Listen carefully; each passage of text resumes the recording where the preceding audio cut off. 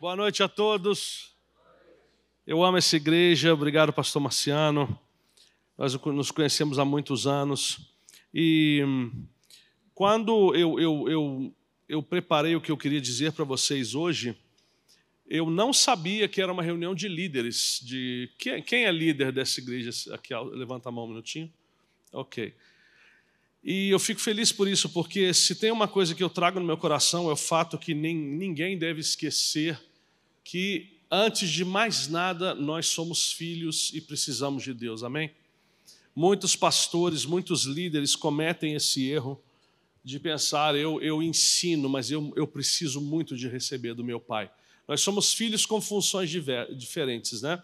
E eu quero trazer uma palavra de encorajamento para vocês. Então, é uma palavra muito simples, mas eu quero encorajar o teu coração a ter sempre presente essa...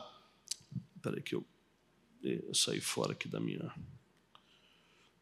Na tua relação com Deus, essa necessidade de estar sempre debaixo da cura dele. 1 Reis 17:1.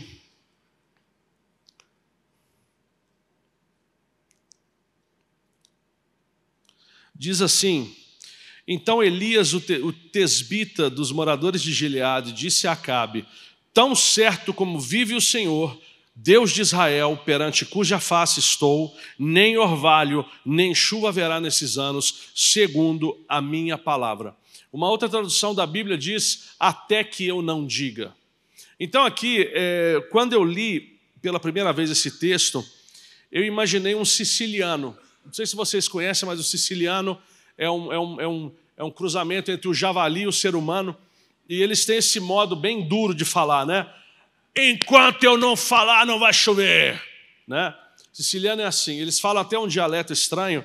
Uma vez eu fui dar um conselho para um casal que estava tendo alguns problemas, e esse siciliano me olha e me fala assim: pastor, a minha na fim, mavadeira o guidugue fare, que é dialeto siciliano estreito. Ele estava dizendo: a mim uma mulher não deve dizer o que eu tenho que fazer. Então, quando eu li essa passagem, eu vi no Elias esse modo de imperativo: enquanto eu não disser, não vai chover. E eu disse: ok, tudo bem. Porém, logo depois, quando chega o momento, em vez de chover, acontece uma história estranha, porque a Bíblia diz que Elias começa a orar, ele coloca a cabeça entre os joelhos, ele chama o servo dele e disse: vai lá em cima do Monte Carmelo e me diz o que você vê. É alto o monte, hein? É bem alto. Imagina esse rapaz que começa a subir, e volta bufando e fala: não vi nada. Volta mais 7 vezes. Às vezes a gente perde o tempo bíblico, mas passa tempo isso, né? Passa bastante tempo. Esse cara subiu o monte por dias, com certeza. Fica igual esses caras. É o contrário daqueles caras que pagam a academia e fazem só da cintura para cima. Já viu que tem perninha de passarinho e aqui em cima é forte, né? Esse cara, ele estava ao contrário. Ele estava forte na perna e magrinho em cima.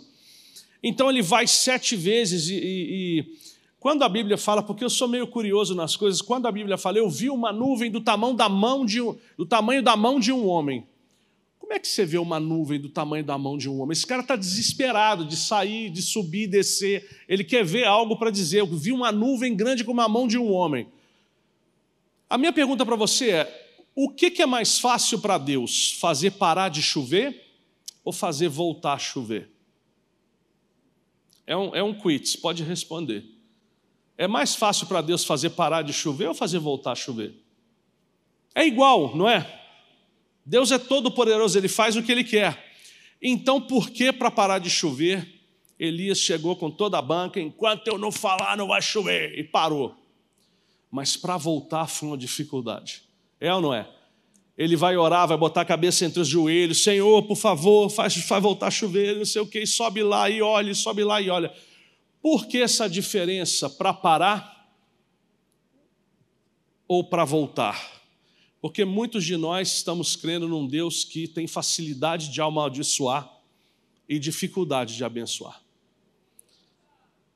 Às vezes nós pensamos que para Deus amaldiçoar é 1 minuto. Você errou, Ele vai acabar com a tua raça. Você pecou, se você já está com o pé no inferno, mas para abençoar é muito difícil. E essa coisa me fez pensar que muita gente, infelizmente, principalmente quando nós temos anos de casa, né, como eu uso dizer, a gente esquece que nós somos filhos e começamos a pensar só em ministérios, em grandes homens de Deus, e nós começamos a viver um evangelho que é praticamente para os outros e não para nós, que funciona com os outros e não funciona com a gente. Muitas vezes a gente começa a viver uma vida quase entediada com Deus, porque as coisas vão, e quantos de nós já tiveram momentos extremamente difíceis, mesmo depois da conversão? Só eu? Né? Então, às vezes acontecem algumas coisas nas nossas vidas que a gente começa a perguntar: onde está Deus? É verdade ou não? Aonde está Deus? E esse é o título dessa palavra, aonde está Deus? Né? Eu quero tomar aqui um texto de Juízes 6:11, que fala assim, que a velhice pegou mesmo, porque agora eu não estou conseguindo ler pequeno. Marciano, você está profetizando sobre a minha vida. Então veio o anjo do Senhor e assentou-se debaixo do carvalho de Ofra, que pertencia a Joás, o Abiesrita, em português é muito diferente. E Gideão, filho de Joás, estava malhando o cereal no lagar, para escondê-lo dos midianitas. O anjo do Senhor apareceu-lhe e disse: o Senhor está contigo, ó homem forte e valente. E Gideão respondeu-lhe: meu senhor, se o Senhor está conosco, por que tudo isso aconteceu conosco? Aonde estão todas as maravilhas que nossos pais nos contaram, dizendo: o Senhor não nos tirou do Egito? Eu imagino a cara desse anjo, que ele chega para o Gideão e fala: homem forte e valente, o Senhor está contigo. E o cara começa a brigar com ele. Se o Senhor estava comigo, por que está acontecendo isso, todo esse problema? Cadê o Senhor dos meus pais, que fez tudo aquilo que me contaram? Por que não acontece hoje? O Deus não está comigo nada. Imagina a cara do anjo. Pô, desculpa aí, cara, eu só falei oi. Mas, na verdade, esse homem não está faltando de respeito com esse anjo. Ele crê que o Deus do pai dele era o mesmo Deus dele. Então, eu não aceito que ele tenha vivido o que viveu e eu esteja nessa situação. E é aí que esse anjo olha para ele e diz: vai com essa força e liberta Israel. Qual que é a força? A força de alguém que crê que o mesmo Deus que salvou Israel lá no Egito, que foi o Deus de Moisés, foi o Deus de Davi, foi o Deus de Salomão, é o Deus dele também. É ou não é? Eliseu, quando ele pega o manto de Elias, ele está voltando, ele pega, essa cena sempre me agrada muito, porque ele pega esse manto e diz: cadê o Deus de Elias? E bate na água. Eu não estou nem aí para o Elias, para a unção do Elias, para o ministério do Elias. Eu quero o Deus do Elias. Por quê? Porque ele é o meu também. Ele é o meu Deus. E muita gente cai nessa armadilha. Então essa mensagem é para aqueles que uma vez na vida, e de repente você ainda não teve um momento assim, mas, amigos, Jesus falou: no mundo nós vamos ter tribulações. Então ele não está dizendo que é uma questão de se, de quando. Mas ele diz: mas não temas, eu venci o mundo. Mas vão acontecer nas vidas de todos nós momentos onde nós vamos dizer: aonde está Deus? E eu quero entrar nesse argumento com você hoje. Agora, eu quero colocar uma coisa: nós não queremos de forma alguma justificar a descrença, em nenhum modo. Mas queremos que você saiba que o Deus que te salvou uma vez, Ele não parou por ali. Ele vai continuar a trabalhar na tua vida, Ele vai te salvar hoje, Ele vai te salvar amanhã. Ele é o maior torcedor da tua vida, Ele caminha do teu lado. Você vai errar, mas Ele não é aquele cara que vai te julgar fora porque você errou. Ele vai te falar: venha comigo, mude. A única coisa que nós temos que fazer é crer e voltar atrás nos nossos passos. Eu não creio na supergraça e nunca vou crer. Eu creio que a graça existe para nos tirar do pecado sempre que nós quisermos. A parábola do filho pródigo, ela conta uma história muito interessante, porque o filho sai da casa do pai. Isso é outra coisa que a minha cabeça vai na Sicília, deve ser porque eu tenho algumas igrejas lá, então eu frequento muito a Sicília. Mas a mãe siciliana, ela é o verdadeiro chefe da família. Aquelas senhoras com a saia até nos pés, que falam alto e gritam bastante, e cozinham o dia inteiro. É uma loucura. E eu imagino que se um filho sai da casa e começa a comer com os porcos, essa mãe siciliana ia buscar ele até o fim do mundo. Meu filho, não coma com os porcos, a mãe fez para você um macarrão maravilhoso, não faça isso. Mas o pai, a gente sabe que é uma parábola isso, mas uma parábola contada por Jesus. E nós sabemos que o pai, quem é? É a figura de Deus. O pai sai de casa e vai atrás do filho? Não. Certo? Ele fica onde? Em casa. Então esse pai, ele não é ruim, ele quer o filho. Mas quando aquele filho decide sair de casa, o pai não sai de casa, nem vai buscá-lo. Ele diz, você tem que entender que a graça está quando você volta para casa. Com a mesma perninha que você usou para sair da minha graça e ir para longe de mim e fazer esse monte de besteira que você fez, usa essas duas perninhas igualmente para voltar para trás. E quando você voltar para trás, eu sou um pai bom, vou te receber. E a Bíblia diz que ele vê o filho chegando, mas na tradução do pastor Julinho Barbosa, de 2025, mais do que renovada, 2024, eu acho que ele sentiu o cheiro. Porque quando ele abraça esse filho, a primeira coisa que ele faz é dê vestes novas para ele, pelo amor de Deus. Dê um banho nessa criatura. O cara comeu com porco por anos. Lavem essa criatura, ele fede demais. Parece uma hiena, mas é a minha hiena, eu amo essa hiena. E Deus é maravilhoso. Só que se nós não compreendemos alguns mecanismos errados que a gente tem dentro do nosso coração, nós vamos começar a viver um evangelho que funciona com os outros e não com a gente. Isso não é verdade. Nós começamos a dizer, aquele grande homem de Deus, aquela grande mulher de Deus, aquele profeta maravilhoso, é o meu Deus também. Eu posso tudo naquele que me fortifica, tanto quanto ele, ou me fortalece. Fortalece. Se eu errar português, vocês podem rir da minha cara, não tem problema, eu estou acostumado. Jó, por exemplo, teve uma visão muito clara disso.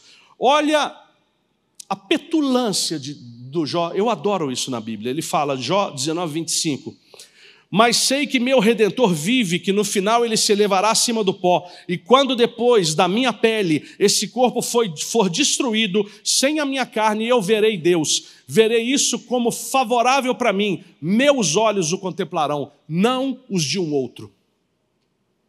Ele não aceita que os teus olhos vejam o Deus dele.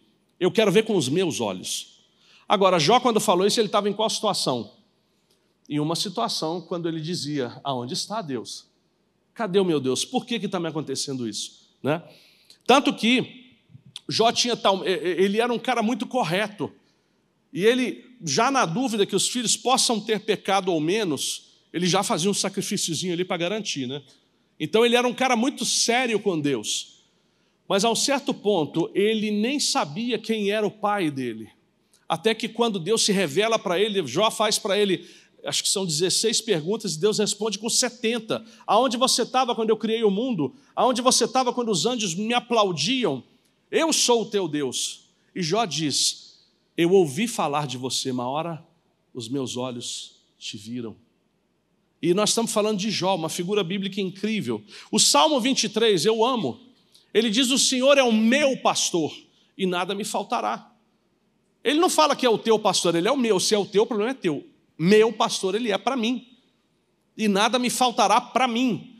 Eu não aceito viver um evangelho dos outros. Eu não aceito viver a fé dos outros. Uma vez um pastor, que eu admirava muito, que hoje ele nem tem mais um ministério, e é uma tristeza isso sempre, porque quando alguém se perde, só o reino de Deus se perde, perde alguma coisa. E ele disse isso, vocês acham que eu caí quando eu pequei quando eu comecei a ter fé por vocês, quando eu comecei a ser um homem de Deus para vocês, quando eu comecei a crer para vocês e a resolver o problema de vocês, porque nesse momento eu peguei a cruz de Cristo sobre as minhas costas, e a palavra diz, tome a tua cruz e me siga, não a minha, porque é muito pesada para nós. Então, as pessoas olhavam para aquele homem, viam um homem de fé, um homem que fazia, que cumpria coisas incríveis e se espelhavam nele. Aonde está Deus nisso? Existem homens de Deus maravilhosos, pessoas que fazem coisas incríveis, mas eles estão sendo usados pelo Deus deles. Mas Deus tem algo para mim também. Quando Eliseu toma o ministério de Elias, porque na verdade Elias deixou algumas coisas incompletas, Eliseu, a um certo ponto, fala, eu quero o dobro da tua unção. Até que Elias fala, dura coisa me pedistes, né? Porque você está falando comigo, não é com fulano de tal, né? Ele diz, amigo, eu posso até vir aqui e resolver o que você deixou para trás, mas eu não sou a tua roda como é que fala? De câmbio, né? Aquela roda do carro que fica para trocar quando... Eu não sou o teu step. Eu quero uma unção para acabar o que você não acabou, mas eu quero outra para fazer a minha história com Deus. Entende isso? Sim. Vocês estão aí, gente? Gente, que gente séria. Italiano é mais bagunceiro que vocês. Tem um italiano aí no meio, né? Ciao, bello. Como está? Grande Denis.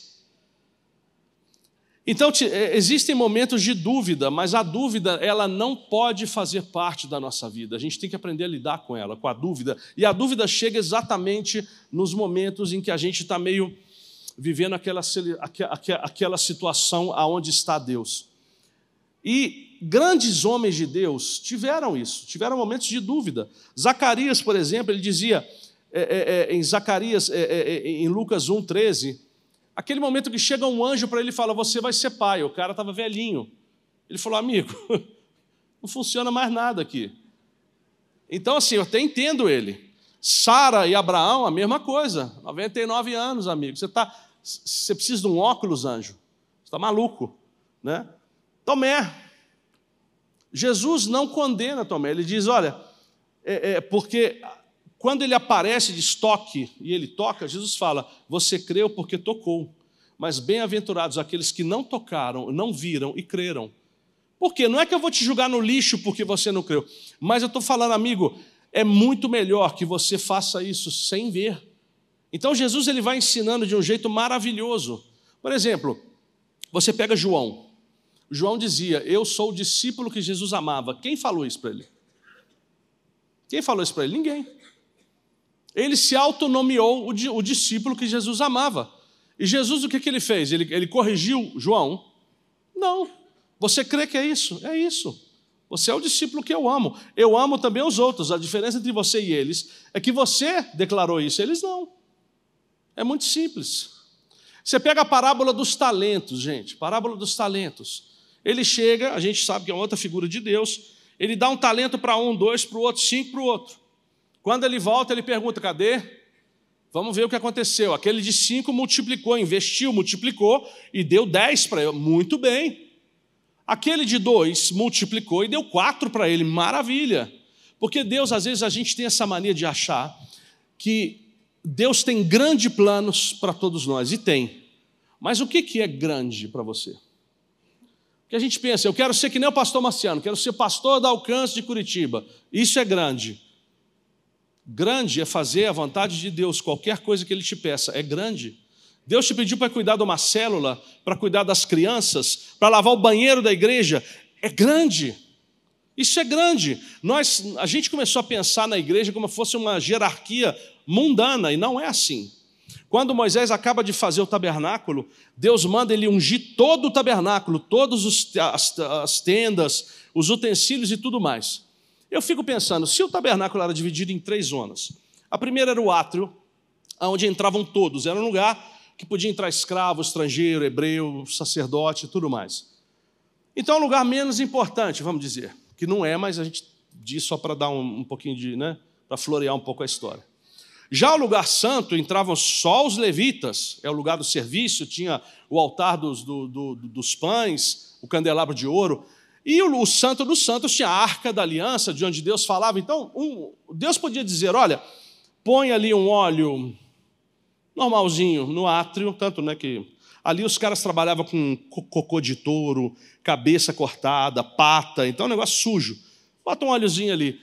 No lugar santo, já põe uma essenciazinha, bota um perfuminho, um negócio legal, mas no santo dos santos, um olhão, né? Incrível. Mas não, ele manda cobrir o tabernáculo inteiro com o mesmo óleo. Agora pensa, eu disse antes que no altar dos holocaustos, eles trabalhavam com excrementos. Por que excremento? Eles abriam um touro, e gente, eu não sei se a gente lê a Bíblia pensando em tamanho, mas um touro é um bicho muito grande. Então o cara abria a barriga do touro e pegava intestino e tudo e puxava para fora. Então o cara entrava dentro. Você imagina a cara desse sacerdote às 6 da tarde, no final do período, saindo do escritório. O sujeito está acabado.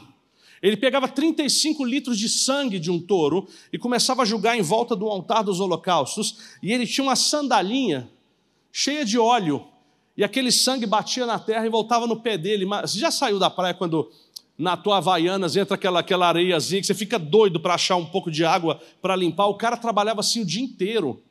Não é terrível? Então, assim, se você pensa o lugar de excremento, vamos falar de excremento um pouquinho? O lugar de excremento na igreja qual que é? O banheiro. Tem um time na igreja que lava banheiro, que cuida da casa, que limpa, né? E tem um time que está ali no altar dos pães, tem um time que está no candelabro, tem um time que está no altar dos incensos, né? Orando e tudo mais, e tem um time que está diante da arca de Deus ouvindo a voz dele para a igreja. Mas Deus disse que se você trabalha num lugar, no outro ou no outro, você está debaixo da mesma unção. Por quê? Grande é servir Deus. A grandeza não está no que você faz, está para quem você faz. E quem pensa que um serviço menos nobre numa igreja é porque você não tem ministério, você não conhece o Deus da Bíblia, porque ele não encontrou essa diferença. Na nossa igreja tem um grupo de limpeza que tem uma moça do Congo, se chama Laureta, e ela fala com o sotaque do Congo: pastor Echilinho, eu queria falar com você uma coisa. Ela tem uma voz bem assim, né? Quando a Laura fala assim, eu sonhei com você, senta, meu amigo. Senta para ouvir. Você vem em paz ou não? Sabe quando os caras tinham medo do profeta? Você vem em paz. A Laureta lava banho da igreja cantando louvores. Eu falo, gente, eu um dia quero ser que nem a Laureta. Quando eu crescer, eu quero ser que nem ela. Por quê? Porque é uma mulher de Deus incrível. Você tem que ver a honra. Ela chora cuidando do banheiro do Senhor. Por que a gente perdeu essa ideia? Porque muitas vezes, a gente começa a pensar que o que nós fazemos é uma carreira, e não é. Não é uma carreira. Eu não sou pastor de carreira. Eu era músico de carreira, mas eu não sou pastor de carreira, nem líder de louvor de carreira. Quando Deus me salvou, Ele me tirou de um buraco que não tem fundo, e a gratidão que eu tenho por isso me levou a oferecer a minha vida para Ele, para qualquer coisa que Ele me chamar, eu faço. Qualquer coisa, eu não tenho vergonha de fazer nada para Deus, porque Ele merece toda a minha vida. Já lavei banheiro, já quebrei parede. Quando a gente aumentou a nossa igreja, tinha eu sempre quis dar umas marretadas de parede. Homem adora quebrar as coisas, né? Não sei porquê. Homem adora pôr fogo nas coisas e quebrar as coisas, que é maluquice de homem, né? E eu lá com a marreta quebrando a igreja, era uma maravilha. Então, assim, é muito bom poder entender que Deus é assim. Jesus várias vezes, por exemplo, eu estava falando antes da graça, a graça nos dá sempre essa oportunidade de refazer os nossos passos e começar de novo com Ele. Mas muita gente pensa que o Deus que me salvou, depois ele começa a perder. Uma vez eu fui na pastora Rosélia e falei, nossa, eu acho que eu não entendo como Deus me ama ainda. E ela falou comigo assim, mas Julinho, mas se Deus te salvou, quando você era cheio de problemas, usava droga, era uma pessoa egocêntrica, difícil de lidar, se Ele te salvou naquele momento que você não valia nada, agora que você é legal, Ele vai parar de te amar? É muito mais fácil te amar hoje do que antes. E a gente começa a achar que o amor de Deus vai caindo, e não é assim, e Ele nem aumenta. Isso é um outro conceito errado. O amor de Deus não aumenta, ele é estável. Deus é o mesmo hoje, ontem e sempre. O jeito que Ele te amou quando Ele te salvou, Ele te ama hoje e vai te amar amanhã. E quando você errar, o amor dele não muda por você. É que a gente às vezes não entende, a torcida de Deus às vezes é estranha. Pensa Pedro, imagina a vida desse homem. Jesus, a um certo ponto, tem essa tempestade. A Bíblia fala que antes, quando tinha aquela famosa passagem que Jesus dormia no barco, lembra? E os caras, no meio de uma tempestade, morrendo de medo, e para pescador ficar com medo, porque era forte, e Jesus dormindo. Na segunda vez, a Bíblia diz, Jesus obrigou os apóstolos a subir no barco. Por que obrigou? Porque os caras não queriam mais subir, velho. É ruim, hein? Você dormir de novo? Não vou dormir de novo, não. Ah, beleza, não, é porque eu nem venho com vocês dessa vez. E eles vão. E o que acontece? Tempestade, uma loucura, e de repente Jesus aparece lá. A gente não consegue entender, a gente lê às vezes sem imaginar a cena. Cara, você está no meio de uma tempestade, um negócio de doido, o barco vai afundar e aparece um carinha caminhando sobre as ondas, assim, ó. Não temam, sou eu. Tanto que eles gritam, um fantasma. Imagina Pedro, aquele cara barbudo, fortão, um fantasma. E Pedro, o que ele fala? Se é o Senhor, diga para eu ir ter com você e eu vou. Venha. Gente, vocês conseguem imaginar que Pedro bota uma perna para fora? Daquele barco, no meio da tempestade. Ele bota a outra perna para fora. E pula na água. E não afunda. A Bíblia não diz, infelizmente, a Bíblia não diz se ele caminhou, quantos passos ele fez, né? Mas ele subiu na água. Aí, de repente, ele ficou com medo e começou a afundar. Você já viu alguém começar a afundar? Você pula na água, você começa a afundar, você afunda. Mas ele começou a afundar. E aqui acontece uma coisa, que tem um termo em italiano que chama birichino, sou eu. Birichino é aquele moleque levado. Porque eu leio as coisas e falo, não. Porque, de repente, quando Pedro começa a afundar, Jesus pega na mão dele e fala, homem de pouca fé, por que duvidastes? Eu, naquele momento, brigava com Jesus. Claro! Bicho, nada tá bom para você, meu amigo. Olha ali, Mateus, Barnabé, os caras estão lá morrendo de medo. Eu botei uma perna para fora, a outra perna, pulei em cima da água, caminhei em todo lugar onde foi pregar o evangelho. 2 pessoas no mundo caminharam sobre a água, Pedrão e Jesus. E para você não está nunca bom, homem de pouca fé. É pouca fé para você que eu pulo em cima da água e caminho? Já está ficando doido. É verdade ou não? Ele teria razão. Ele teria razão. Mas se você analisar por que Jesus... Falando assim, parece que Jesus é difícil de lidar. É duro, né? Por que Jesus não falou, Pedrão, pelo menos tentou, né? Qualquer pastor hoje ia fazer isso. Pelo menos tentou. Muito bem, meu filho, continue assim, né? Que a gente é mais legal que Jesus. Mas Jesus, quando Pedro... Eu começo agora, sempre da Bíblia, mais do que renovada do pastor Julinho em 2024. Quando Jesus viu Pedro tirar o pé para fora, ele falou, nu. Vai, Pedrão, vai, Pedrão. Botou outro pé, vai, Pedrão. Subiu na água, vai, Pedrão. Caminhou 1, 2, começou a falar, não, Pedro. Bicho, você estava para entrar num movimento de fé que ninguém entrou em todo mundo. Cara, você estava por um pelinho assim para ser o cara mais... Por que você duvidou, mano? Está entendendo a diferença? Deus é o maior torcedor da nossa vida. Ele não é o nosso carrasco. Muitas vezes ele vai te falar, bicho, vai, levanta. É igual Elias, todo mundo querendo me matar, só eu. Não me enjoelhei de dia. Não, meu filho, tem 7 mil que nem você, levanta aí e vai embora. Tipo assim, sai dessa, mano, acorda. Você não é desse, você é o Elias, você é aquele cara que mandou botar água na lenha para mostrar o poder do teu Deus para os caras. Volta para aquela situação ali, não começa a ficar assim não. Não perca o que você já tem. Amém? Não é legal pensar isso? Tadinho do Pedro. É verdade ou não? Agora você vai ficar pensando nisso, né? Ninguém nunca pensa, mas eu brigava com Jesus. Ele é maravilhoso. Então, como é que nós vamos afrontar? Afrontar não é... Afrontar existe? Afrontar é... Enfrentar. Enfrentar a dúvida, né? Uma vez eu lembro de uma fase que eu tive muito ruim, muito ruim. Eu acho que era 2005, mais ou menos. 2005, eu acho.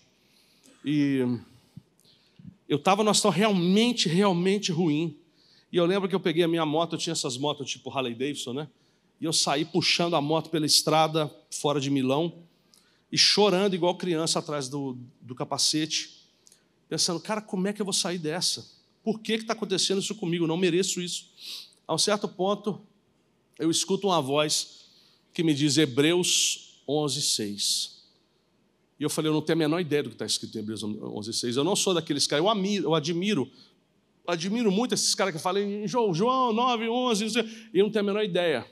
Eu sei recitar livros inteiros da Bíblia à memória, mas eu não sei onde ele está. Eu tenho que ir lá procurar. Então, se como eu já cometi alguns erros assim, um dia a pastora Rosélia fez como Jesus. Ela me pegou e falou, Julinho, vem cá um minuto. Meu filho, aprende com Jesus. Eu falei, como? Você lembra quando ele discutiu com o diabo? Ele falava o quê? Está escrito. Leia a Bíblia, está escrito, né? Mas aí, naquele momento, Deus me faz Hebreus 11:6. Eu falei, eu não sei o que é. Pois é, eu sei que você não sabe. E para que você saiba que eu estou te falando, eu vou te dizer agora. Quem quer, ora, sem fé é impossível agradá-lo, pois quem se aproxima de Deus deve crer que Ele é e que recompensa todos os que o buscam. Ele é. Está escrito isso, Ele é. É como quando Moisés perguntou, quem é o Senhor? Eu sou aquele que eu sou. Mas que resposta é, velho? O que isso quer dizer? Né? Quem se aproxima de Deus deve crer que Ele é. E eu falei, beleza, Deus chega na tua casa, abre a Bíblia em Hebreus 11:6 e lê essa passagem. Eu peguei a moto na hora, virei, voltei para casa, cheguei em casa, abri a minha Bíblia e comecei a ler. Quem se aproxima de Deus, meu coração gelou. E Deus começou a falar comigo, Julinho, sabe qual que é o teu problema? Por que eu coloquei assim, quem se aproxima de Deus deve crer que Ele é? O que você acha que eu sou para você? Lembra do João? O discípulo que Jesus amava. Eu estava falando das palavras, da parábola dos talentos, porque esse homem chega e fala, para aquele que não multiplicou o talento, ele fala, por que você não investiu o teu? Porque eu fiquei com medo, porque o Senhor é um Senhor tremendo, e eu fiquei com medo do Senhor, porque o Senhor recolhe onde não semeou, o Senhor é um homem muito, muito bravo, muito, eu não sei traduzir bem no italiano, do italiano para o português essa frase, mas era um que eu temia. Severo, isso, obrigado.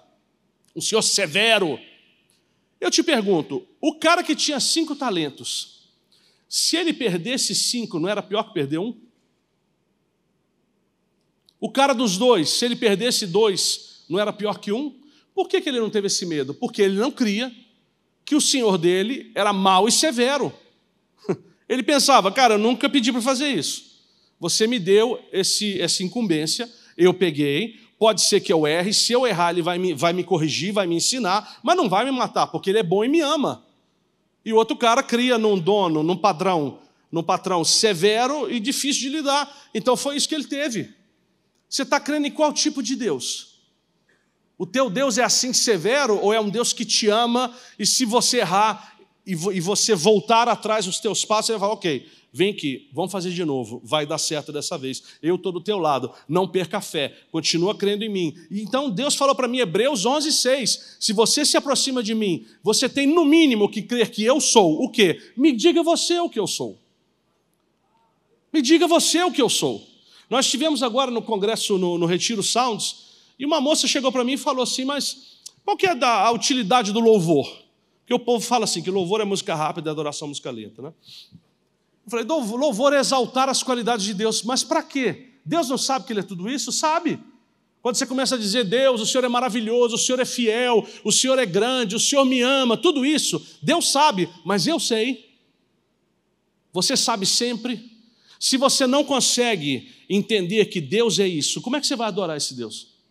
É por isso que nós geralmente louvamos antes e declaramos as qualidades de Deus, para que nós podemos nos lembrar que Deus é tudo isso, e aí quando eu for adorar esse Deus, eu vou amar esse Deus, porque Ele é maravilhoso mesmo, Ele é bom mesmo, Ele me ama mesmo, Ele me perdoa quando eu queria me matar, mas Ele me ama. Amém? Vocês estão entendendo isso?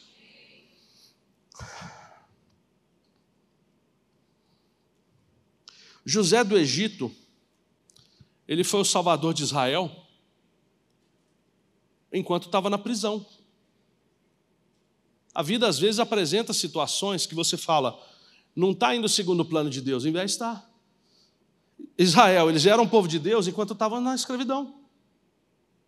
Davi já tinha sido ungido rei de Israel quando estava fugindo de Saul. Certo ou não? Abraão era já pai de multidões quando não tinha nenhum filho. Você vai pegar aqui, Pedro já era pescador de homens enquanto negava Cristo 3 vezes. Porque Deus é maravilhoso, Ele transforma a gente que não é em algo maravilhoso. Por quê? Porque quem quer que se aproxime dEle deve crer que Ele é. O que Deus é para você?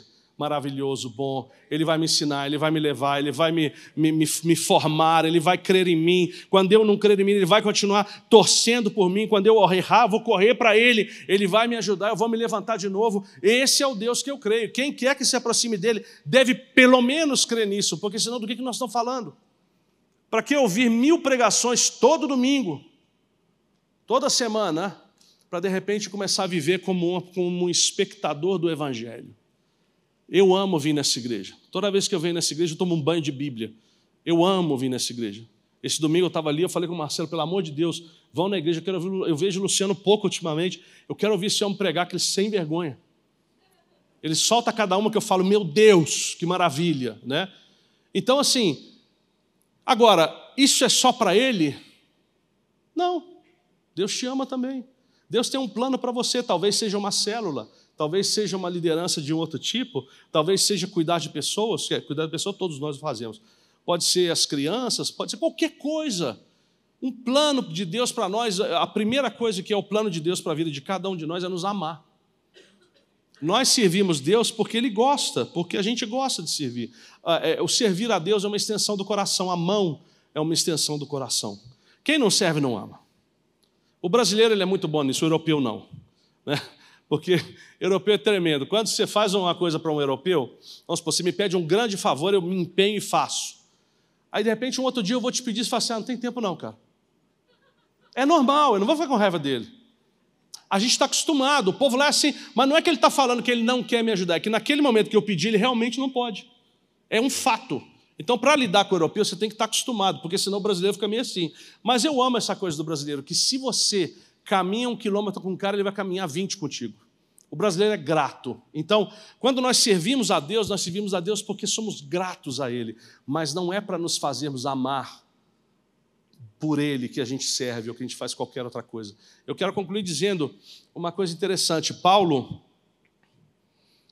quando ele está na tempestade, tem um momento que eles começam a jogar todas as coisas do barco para fora, para não afundar. A um certo ponto, Paulo chega e fala, vocês tinham que ter me escutado quando eu falei para não partir. Mas agora que partimos, eu tenho uma notícia para vocês, o barco vai afundar.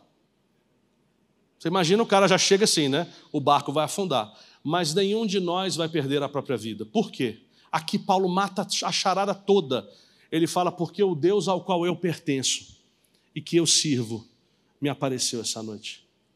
Paulo podia chegar e falar, gente, Paulão, eu tenho que abrir um monte de igreja ainda em Coríntios, não sei aonde, Filipenses, tenho que fazer um monte de carta, tenho que ir preso ainda em Roma, tenho que escrever um monte de carta para um monte de igreja. Enquanto eu estiver no barco, não afunda não, gente. Mas Paulo não pensava assim. Paulo não era o que ele fazia. Paulo sabia muito bem que, antes de mais nada, eu pertenço ao meu Deus. E por isso eu sirvo. Então não temam, porque o Deus ao qual eu pertenço e o qual eu sirvo me falou essa noite.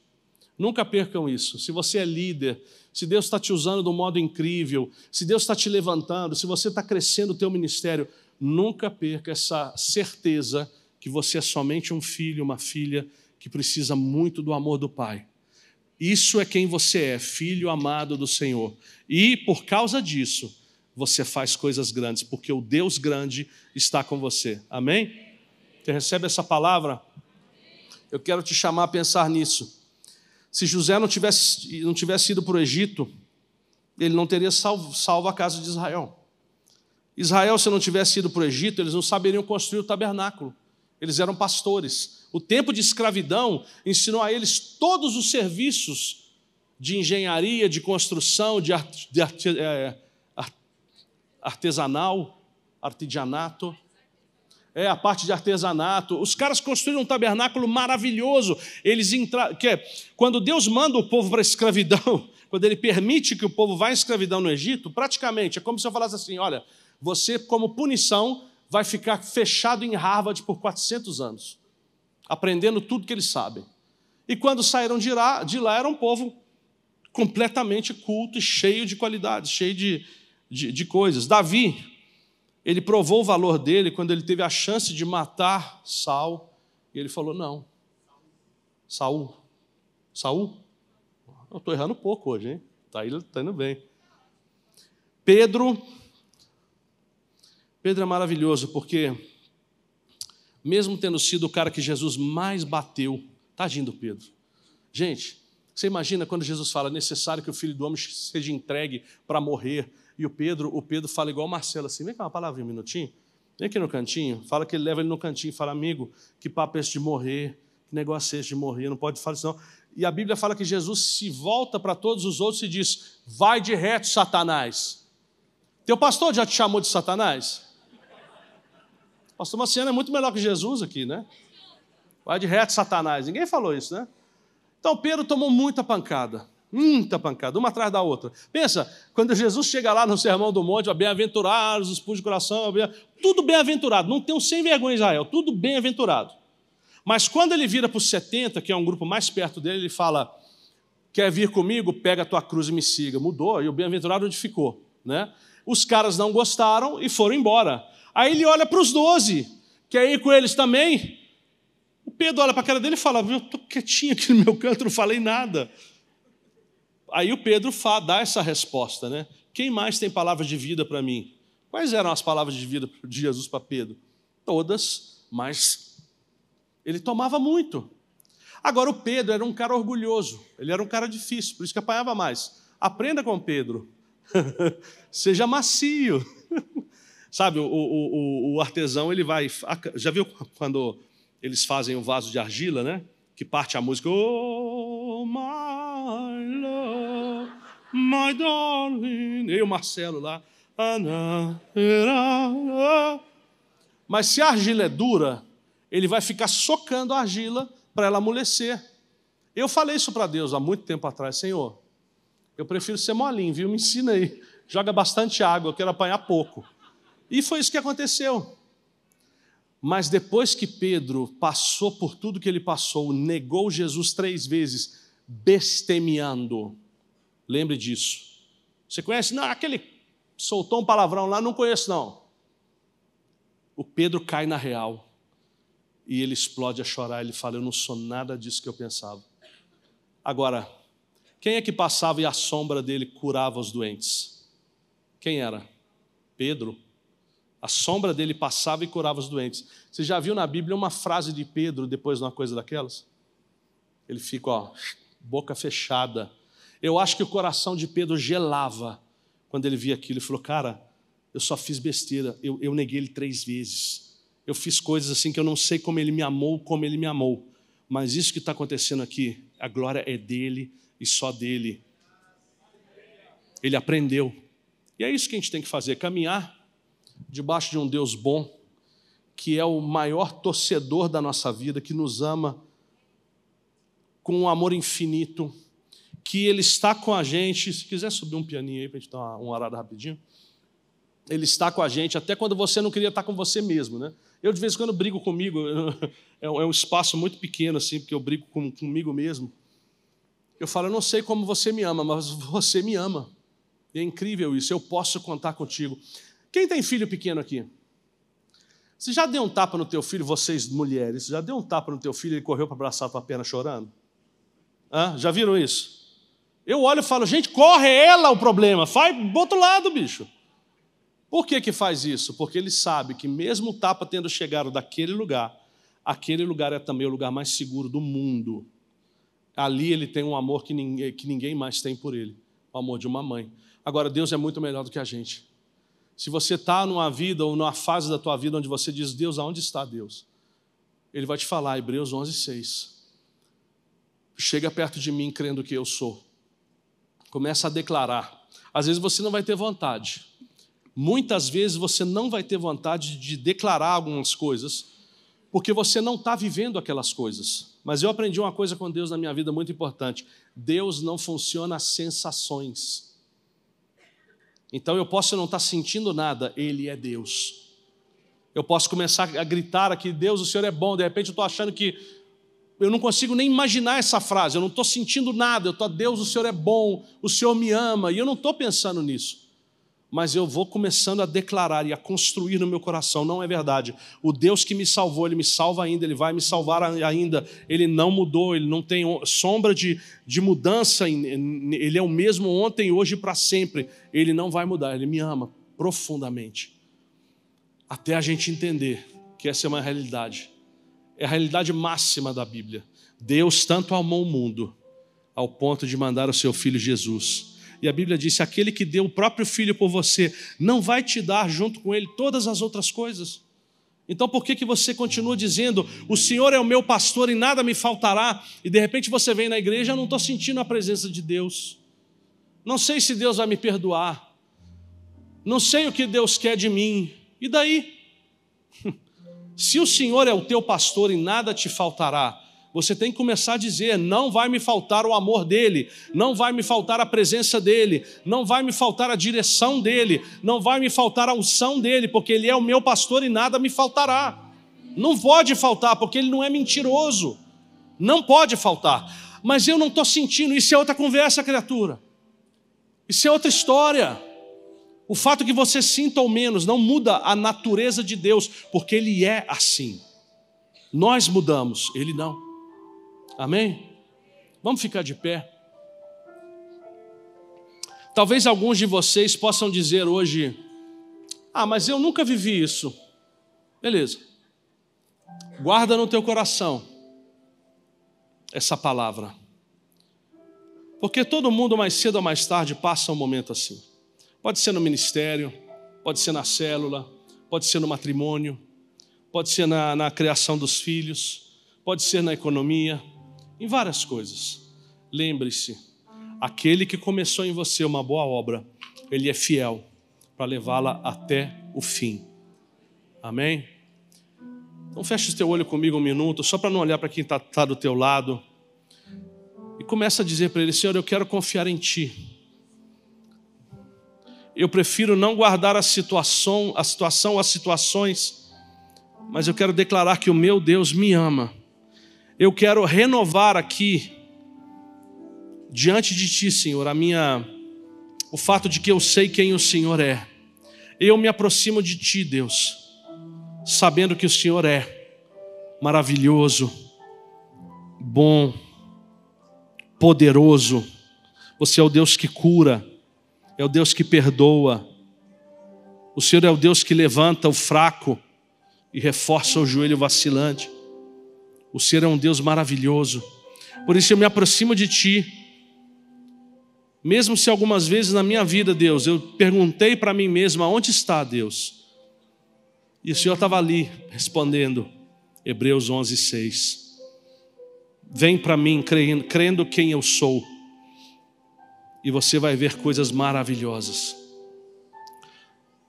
Se você está sentindo um tempo onde o seu coração estava meio frio, começa a dizer, Senhor, põe fogo em mim. O Senhor me ama como antes. Meu coração está frio, está duro, está amargurado. Ok, o Senhor é o Deus que toca e que cura e que transforma. Eu declaro que eu me aproximo de Ti crendo quem o Senhor é. E o Senhor vai fazer por mim em nome de Jesus. Aleluia.